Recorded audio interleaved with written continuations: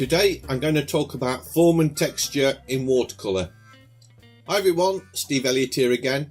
I'm using my new brushes again. I thought I would do a series of paintings just to give you an idea of how you could use them.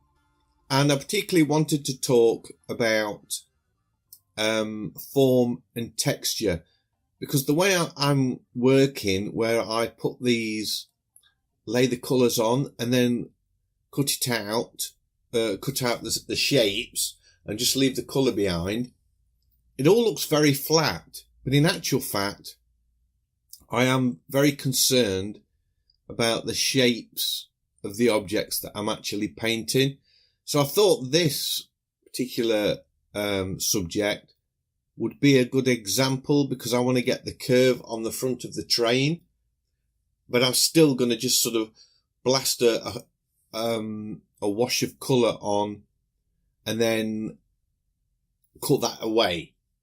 So I begin with, I've sketched it out. I've loaded in my watercolour paper, which is part of the free pack. And I've put on some initial washes. And every time I add a new colour, I create a new layer and then sort of blast the colour in the general area where I want it to go, using the wash brush, and then using the lifting out brush on the eraser, I cut away the excess colour, if you like. And here I'm sort of putting in an indication of the roof. And what I did with that, I just took the opacity right down. I thought I could change the colour, but I've got it now, so I painted it in and then just knocked the opacity down. That was all.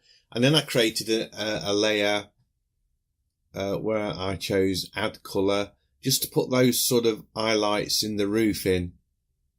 But pretty much I left the highlights layer. I didn't merge that down at all, because if you start merging highlight layers and multiply and colour and all of those, it does some strange effects. So I generally don't mess about with them. Once I've created them, I don't blend them down, merge them down or anything. I'll leave them as they are, and then I either work under them or over them, depending what kind of effect I'm doing. So here you can see I'm sort of building up the colour and added another layer and sculpting out around that sort of plaque on the front of the train, but leaving the colour underneath showing through. And what we're doing here, if you look, I'm sort of putting in these dark colours, and the way I'm sort of trying to sculpt the shape of the train, I use the blending brush and then sort of push the colour about. We'll see that in a minute, because I'm still sort of cutting away the excess colour. I had to sort of drop the opacity down there so I could see what I was doing. And then put some shapes in, make sure I've got all of those in. And can you see the highlights on the dome thing on the front of the train? That is what is kind of giving the shape to that dome, the highlights and also the shadows as well. So it's not sort of blasted on indiscriminately.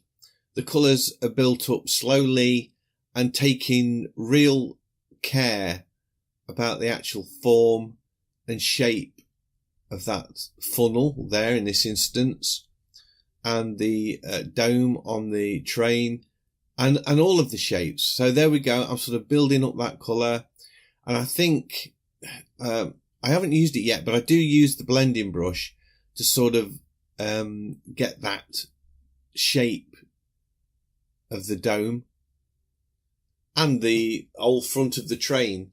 And here I'm using, again, I'm using the shapes of the marks that I'm making to indicate that this is an actual tube.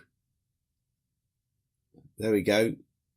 So I'm thinking all the time of the shape that tube is, and sort of putting in those shadows. There we go.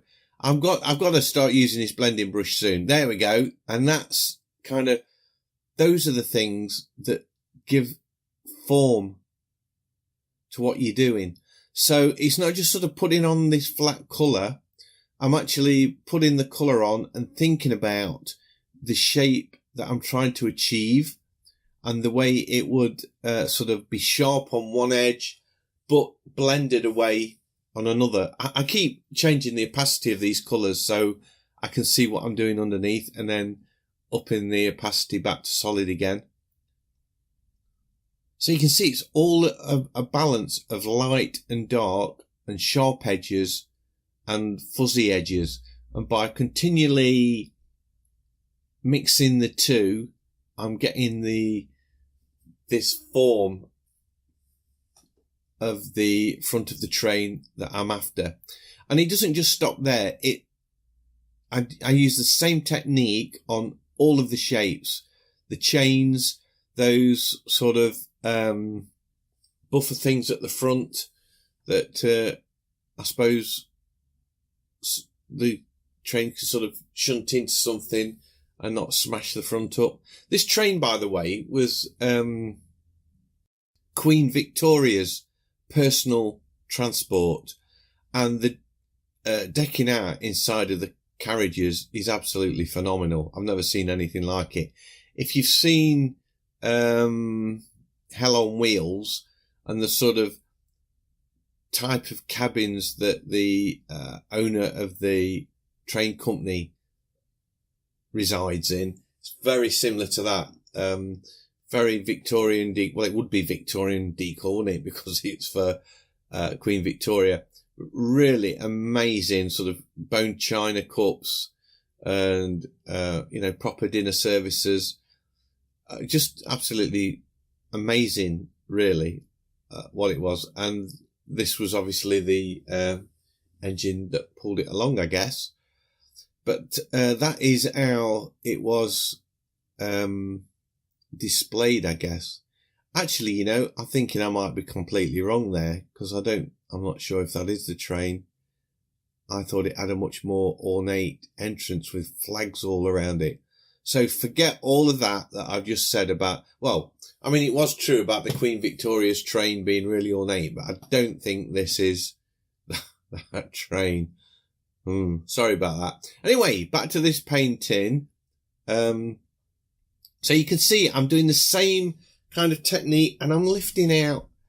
If you look at those sort of semicircular type shapes, and then the flat plane that's in front of it, I've sort of angled the shadows to indicate that is a flat surface that's horizontal, if you know what I mean. And I'm kind of adding that sort of darker reddy colour. I'm lifting it out again, look, to give the shine. So not only is it used to get form into this and the texture, it's also used to indicate that is a shiny piece of metal. And that's obviously done by using really light lights and not so much darker darks, I guess, but definitely light lights. I thought I needed to oomph up that red at the front.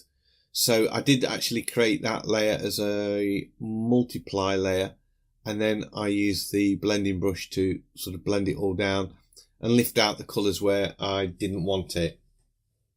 So that is coming to the end of the painting. I hope you've enjoyed it.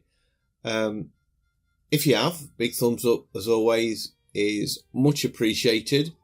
And if you are new to the channel, please consider subscribing, because I have lots of videos like this and I would love to be sharing them with you. So hopefully I will see you in the next one. Bye.